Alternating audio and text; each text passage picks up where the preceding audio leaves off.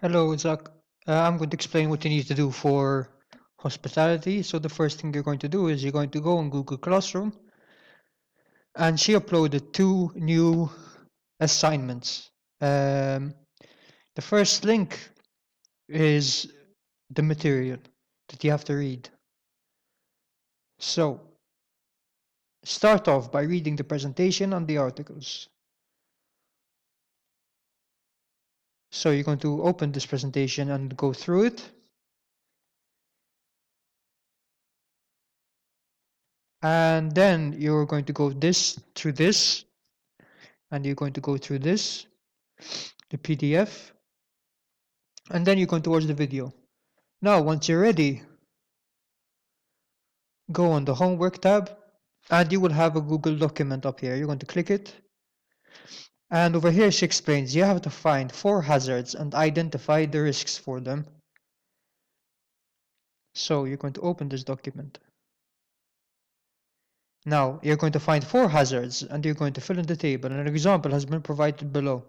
So the example she provided is misuse of equipment, which is a hazard. The risks arising from hazards, so you can get back injuries, you can get shocks, you can get cuts. And actions to reduce this risk. You can provide training, you can, for example, only use equipment for its intended purpose, and follow instructions of how to use it. For example, on the PowerPoint, you can choose incorrect storage of materials, and you write incorrect storage of materials over here. And then the risks that arise from this hazard. They can lead, for example, if hazardous chemicals are not stored correctly, they can lead to contamination, fires, spills, gas releases, and toxic exposure. So you're going to write these down over here. And for the actions to reduce the risks, they are on the PowerPoint, they are on the PDF, the online notes. So how can hazards from incorrect storage be reduced? For example, do not store chemicals in the kitchen. Ensure all hazardous substances are stored in a secure location.